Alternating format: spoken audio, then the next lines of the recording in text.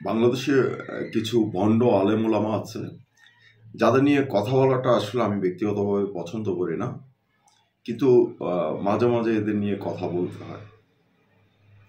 বাংলাদেশের একদল আহমক তরুণ আছে যারা এই সমস্ত উন্মাদদের বিভিন্ন গবেষণাধর্মী কথা, ওয়াজ, তাফসির বিভিন্নভাবে এরা বিভ্রান্ত হচ্ছে। এবং আপনি জেনে আশ্চর্যিত হবেন, বাংলাদেশের তরুণদের একটা অংশ মনে করে যে এইসব ভণ্ড কাঠমোল্লাদের ওয়াজ শুনলে তারা জান্নাতে চলে যাবে। মূল বিষয় হচ্ছে এইসব ভণ্ডদের বাংলাদেশের মানুষ এত বেশি মাথায় তুলে রেখেছে যে মনে হয় এই ভণ্ডরা তাদেরকে জান্নাতে নিয়ে যাবে। আসলে কি সেটা?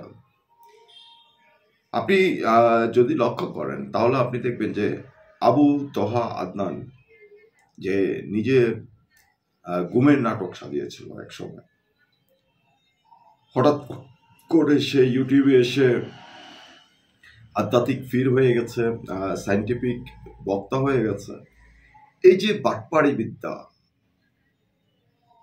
কেউ জগা খিচুড়ি মার্কা কিছু বললে আমরা তাকে এমনভাবে মাথার উপরে তুলে ফেলছে যে সে যদি তার স্ত্রীকে মারধর করে, ঘরে ভাঙচুর করে, সে যদি মানসিক উন্মাদ হয়ে যায়, তারপরও তার মুরিদেরা তার পক্ষ নিয়ে তার সেই স্ত্রীকে গালাগাল পর্যন্ত করে।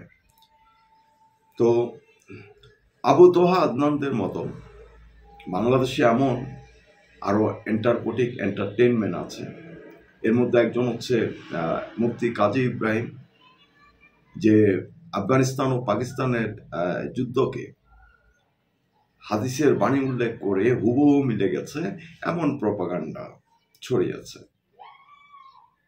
এই সেই কাজী ইব্রাহিম যে স্বপ্নের মধ্যে করোনা ভাইরাসের ভ্যাকসিন আবিষ্কার করেছে, যদিও সে কোনো সায়েন্টিফিক বিজ্ঞানী নয়,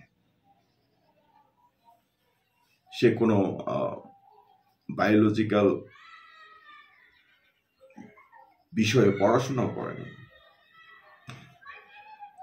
এরপর আমরা দেখি এমনই আরেকটা উন্মাদ আছে, শায়েখ আহমদুল্লাহ, যার বিভিন্ন কথায় মানুষ বিভিন্ন সময় বিভ্রান্ত হয়। কিন্তু এই যে নিজেরা স্টাডি না করে নিজেরা একজনের কথায় একদম মুগ্ধ হয়ে যাওয়া, মন্ত্রমুগ্ধ হয়ে যাওয়া জান্নাতে যাওয়ার জন্য, এগুলো আমার কাছে অনেকটা হাস্যকর মনে হয়। আহমদুল্লাহ আফগানিস্তান এবং পাকিস্তানের যে যুদ্ধটা হয়েছে, সেই যুদ্ধকে তিনি ব্রিটিশের যে ডিভাইন রুল, সেই চক্রান্ত বলে এটাকে ধামাচাপা দেওয়ার অনেকটা চেষ্টা করেছেন। এবং তিনি বলার চেষ্টা করেছেন যে পাকিস্তান এবং আফগানিস্তানের যে যুদ্ধটা হচ্ছে সেটা ইসলামের বিরুদ্ধে চক্রান্ত, ষড়যন্ত্র। পৃথিবীতে আপনি লক্ষ্য করলে দেখবেন কোনো কিছু হলে বলা হয় ইসলামের বিরুদ্ধে চক্রান্ত, ষড়যন্ত্র। সবাই বসে আছে ইসলামের বিরুদ্ধে চক্রান্ত, ষড়যন্ত্র করার জন্য। 1987 সালে যখন গাজাতে হামাস গঠিত হয়, সে হামাস গঠনে সম্পূর্ণ ভূমিকা ছিল ইসরায়েলের গোয়েন্দা সংস্থা মোসাদের। আজকে যে কাতার ভিত্তিক আল জাজিরা, এই কাতারকে তো ব্যবহার করছে আমেরিকা। এই আল জাজিরা এসব তো আমেরিকার সৃষ্টি। হামাস কিভাবে আমেরিকার সৃষ্টি, হামাস কিভাবে ইসরায়েলের সৃষ্টি, হামাসকে কিভাবে মোসাদ সৃষ্টি করলো, এই বিষয়গুলো না জেনে বিভিন্ন সময় বিভিন্ন বক্তা বিভিন্নভাবে হামাসের পক্ষ টানার চেষ্টা করেছে।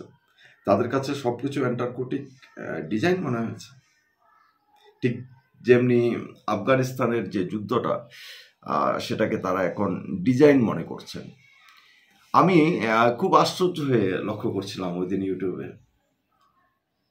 কোথাকার কোন বক্তা চিনি না, জানি না, সে হঠাৎ করে সূরায়ে কাউসার সেটাকে বলছে যে সূরায়ে কাউসার এর জ্ঞানিক প্যাটার্ন আবিষ্কার করে ফেলেছে।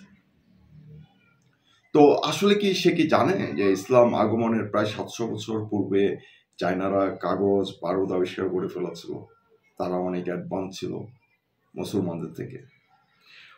অথবা 7ম শতাব্দীতে যখন মুসলিমরা ভারতীয় উপমহাদেশ আসে, তার অনেক আগে, অর্থাৎ ইসলাম পৃথিবীতে আগমনের অনেক আগে আর্যভট্টরা কিন্তু গণিত আবিষ্কার করেছে। এবং আপনারা অনেকেই জানেন যে গ্রিক যারা ছিলেন, সেই গ্রিকরা জ্ঞান বিজ্ঞানে অনেক এগিয়ে ছিল। আজকে যদি এসব যারা বলছেন তাদের এখান থেকে সবকিছু আবিষ্কার করা হয়েছে, তাহলে মানুষের শরীরে যে 206টা হাড়, অথবা যারা শিশু আছে সেই শিশুরা যে প্রায় 300 হাড় নিয়ে জন্মগ্রহণ করে, এসব বিষয় কি আপনাদের ধর্মগ্রন্থে বলা হয়েছিল? আর এসব কিছু আসলে আপনারা কিভাবে জানবেন? আমরা যদি স্টিফেন হকিংসের a brief history of time না পড়তাম, তাহলে আমাদের পক্ষে কখনোই জানা হতো না সেই মহাবিস্ফোরণের গল্প, বিন্দু থেকে মহাবিশ্ব। এসব পড়ে আপনারা আবার আপনাদের ধর্মগ্রন্থ মিলিয়ে বলার চেষ্টা করেন যে ভাই এটা তো আমাদের ধর্মগ্রন্থে বহু আগে উল্লেখ করা ছিল। এসব আশ্চর্যকর বিষয় শুনলে মনে হয় কি যে যিনি থিওরি অফ এভরিথিং লিখেছেন সে স্টিফেন হকিংস মনে হয় পাগল। বিজ্ঞানী তো স্টিফেন হকিংস না, বিজ্ঞানী হচ্ছে কাজী ইব্রাহিম, তহা আদনান এবং শাইখ মোহাম্মদ আহমদুল্লাহ আজারি। এরা হচ্ছে পৃথিবীর নামকরা বিজ্ঞানী, এদের বই পড়তে হবে। আজকে আপনারা আমাকে বলেন যে আজারি কোনো কি সাইন্টিফিক বই লিখেছেন, অথবা আহমদুল্লাহ লিখেছেন, অথবা কোনো বিজ্ঞান বিষয়ক বই লেখার ক্ষমতা এই সমস্ত কাঠমোল্লাদের কারো আছে কি না? এদের কারোই নেই। কিন্তু বিজ্ঞান যখন যেটা আবিষ্কার করবে সেটা নিজেদের বলে প্রচার করার মতো বাকপটু, এটাকে অনেকটা আমি বলবো যে বাটপাড়ি, এই বাটপাড়িটা তারা অনেক ভালো করে করেন। এগুলো আশ্চর্যজনক লাগে আমার কাছে। আমি যখন ব্রিটসে থাকতাম তখন আমার কাছে একজন খ্রিস্টান ধর্মযাজক এসেছিলেন।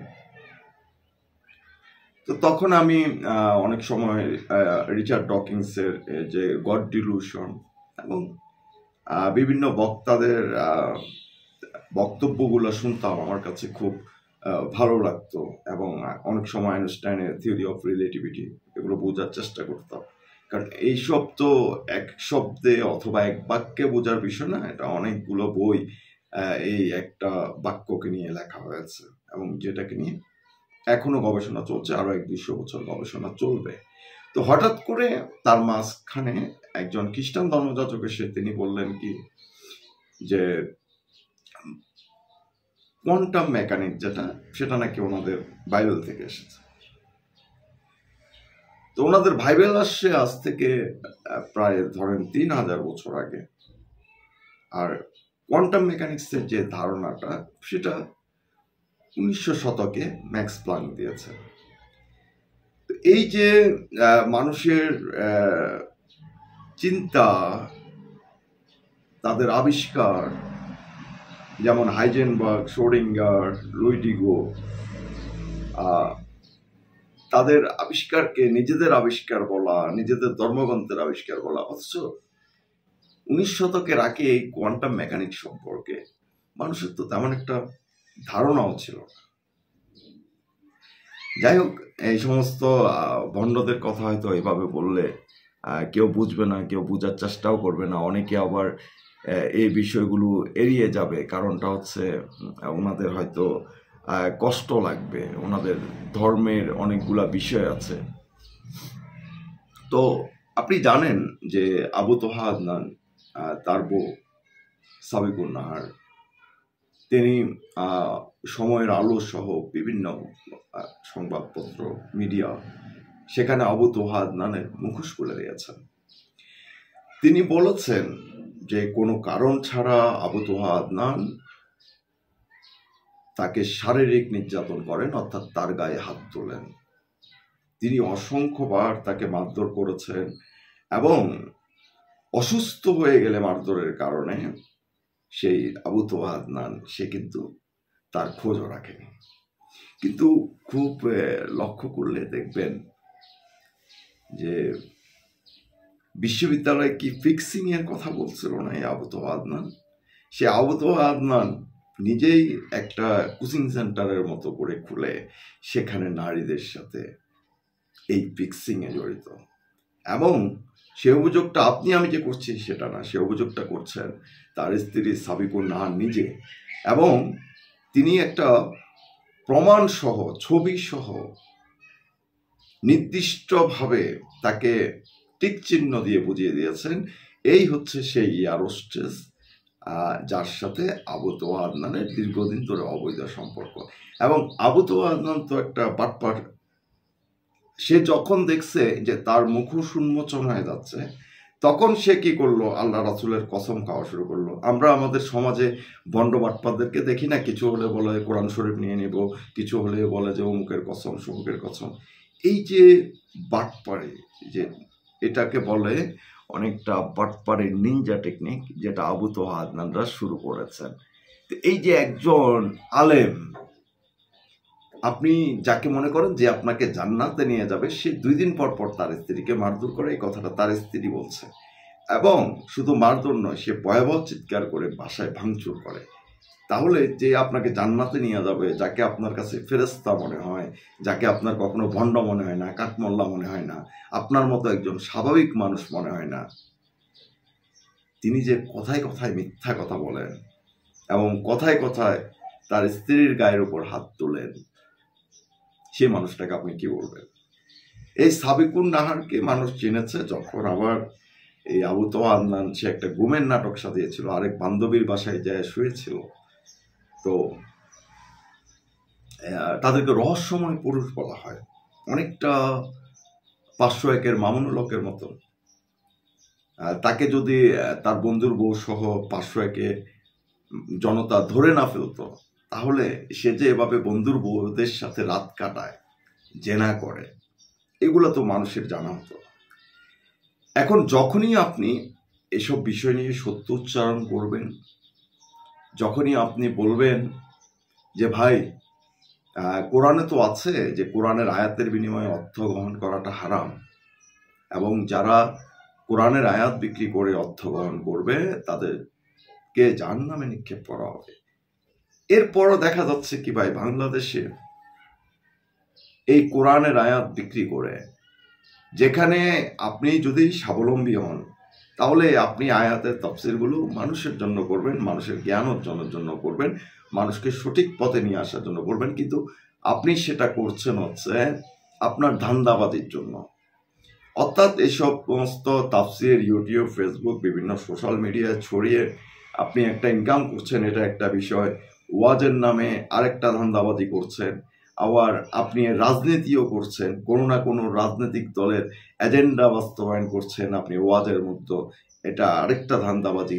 এরপর আপনি আবার বিদেশি শক্তির দালালিও করছেন, আপনার পিছনে আমেরিকা, ইসরায়েলের মতো দেশ বিলিয়ন বিলিয়ন ডলার বিনিয়োগও করছে আপনাদের পিছনে। এগুলো কিন্তু বাস্তবতা। সাবিকুন নাহার যেভাবে বলেছে যে সে মেয়েটা একটা সময় আবু তোয়া আদনানকে নিজে না খেয়ে সে খাওয়াতো, সেই ওয়াইফকে সে লাথি মারে, সেই ওয়াইফের গায়ে হাত তুলে এবং মারতে মারতে তাকে অসুস্থ করে হাসপাতালে পর্যন্ত পাঠায়। এই আবু তোয়া আদনানরা অথবা মুফতি কাজী ইব্রাহিম, উনি যে অ্যান্টারকোটিক ভ্যাকসিন আবিষ্কার করেছেন, সেটা পৃথিবীর কোন কোন দেশ এখনো পর্যন্ত আসলে স্বীকৃতি দেয় নাই বা স্বীকৃতি দেওয়ার অপেক্ষায় আছে, সেটাও আমাদের জানার বিষয়।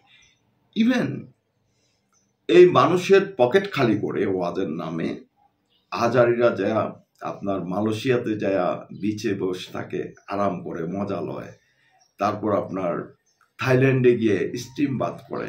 আপনি জার্মানির স্টিমিং বাথের কথা বলেন, থাইল্যান্ডে যায় এরা যে স্টিম বাথ নেয় সেগুলার কথা বলেন না। অথবা এদের দেখা দেখি আরেক দল ভণ্ড তৈরি হয়েছে, যেমন ধরেন আপনার ওই যে ফটোগ্রাফার শহীদুল আলম, সুমুদ ফ্লোটিলার নামে যারা আপনাদেরকে বিভ্রান্ত করে বলে যে গাজায় যাচ্ছি, এরা তো নিজের ক্ষমা দেখানোর জন্য যাচ্ছে, আপনারা খুব খুশি হয়ে যাচ্ছেন, উল্লাসে নাচতেছেন। তো এইভাবে মূলত আপনারা প্রতারিত হন, কারণ এই ভণ্ডরা জানে আপনাদের মগজের ভিতর ধর্ম এমনভাবে ঢুকে গেছে, তারা যদি ধর্ম নিয়ে 2-4টা ভালো কথা বলে, ধর্মকে একদম সায়েন্টিফিক প্রমাণ করতে পারে, তাহলে আপনারা তাকে অলিয়া উলিয়া ভাবা শুরু করবেন, এবং সেখান থেকে সে কিন্তু তার ধান্দাবাজিটা চালিয়ে যাবে এবং তাদের ধান্দাবাজিটা কন্টিনিউ হয়ে যায়। এবং বিভিন্ন সময় বিভিন্নভাবে নিজেদেরকে ফ্রন্ট নিয়ে আসার জন্য কিছু তিনপটি বক্তা আছে, যারা গুলিস্তানে সান্ডার তেল বিক্রি করতো, তারা আজকে অনেক বড় ওয়াজি বক্তা হয়ে গেছে। তারা বলে কি প্রধানমন্ত্রী মানি না, সংবিধান মানি না, বিভিন্ন উদ্ভট বক্তব্য দেয়। আবার এমন ভণ্ড কাঠমোল্লা আছে, আপনি লক্ষ্য করবেন, একটা সময় ইউনুসকে বলেছে সুদখোরের পেছনে রাজনীতি করা হারাম, এখন আবার ইউনুস থেকে টাকা পেয়ে বলছে না সুদখোর ঠিক আছে। এই যে ভণ্ডামিটা, এরপরও কি বুঝতে পারে না ভাই, একটা মানুষের যদি চরিত্রই না থাকে, একটা মানুষের চরিত্রের মধ্যে যদি নষ্টামি থাকে, সে যদি তার নিজের বউকে ধোকা দেয়, তারা কি আপনাদেরকে ধোকা দিচ্ছে না? তারা কি আপনাদের সাথে ভণ্ডামি করতেছে না?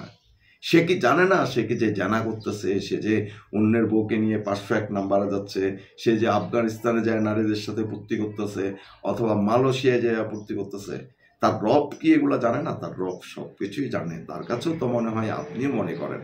তাহলে এই যে সমস্ত ভণ্ড যারা আপনাদের আবেগকে পুঁজি করে আয় করছে, রাজনীতি করছে, ধান্দাবাজি করছে, তাদেরকে আপনারা কবে বুঝতে শিখবেন? কবে তাদেরকে চিৎকার করে বলবেন যে কাঠমোল্লা তোরা ভণ্ড? ইসলামে তো ভণ্ডামির জায়গা নাই রে ভাই। কারণ আপনি কি মনে করেন না ইরানে ওয়াজিরা আছে, সৌদি আরবে আছে, বিভিন্ন জায়গায় আছে, তো ওয়াজ করে ধান্দাবাজি ওই সমস্ত মুসলিম দেশে কেন নাই? কেন এই উপমহাদেশে ব্রিটিশরা আসার পরে গোপালগঞ্জের এক হুজুর, তিনি বাংলাদেশের মধ্যে ওয়াজ নিয়ে আসেন? ওয়াজ কিভাবে এসেছে বাংলাদেশে? আপনি নিজেকে প্রশ্ন করেন না? আমরা তো ছোটবেলায় মুক্তবে শিখেছে, আমরা তো ছোটবেলায় নিজেরা ধর্মগ্রন্থ পড়েছে, বাংলাতে পড়েছে। আপনি পড়েন নাই, আপনি জানেন না, এই জন্য আপনাকে বিভিন্নভাবে এরা বোকা বানায়। এই যে দিন দিন আপনাদেরকে বোকা বানাচ্ছে, গান্ডু বানাচ্ছে, বট বানাচ্ছে, মরুভূমির ওট বানাচ্ছে, আপনারা এই বিবেচনা করে দেখবেন যে আপনারা এই বর্ণদেরকে বর্জন করবেন না বাংলাদেশকে একটা জঙ্গি রাষ্ট্রে পরিণত করবেন, যেটা ওরা ইহুদি এবং খ্রিস্টানদের দালালি করতে গিয়ে নিজেদেরকে ইসলামিক আলেম আখ্যা দিয়ে নিজেদের আরামায়েশের জন্য আপনাদেরকে ব্যবহার করছে। বিষয়গুলো একটু ভেবে দেখবেন, ভেবে দেখলে অনেকগুলো বিষয় ক্লিয়ার হয়ে যাবে।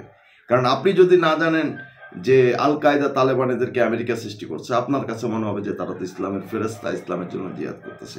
আসলে এটা পাকিস্তানের মাটিতে বসে 1988 সালে আল কায়দা এবং 1990 সালে তালেবান এই আমেরিকায় সৃষ্টি করেছিল পাকিস্তানে আইএসআইকে বিলিয়ন বিলিয়ন ডলার দিয়ে।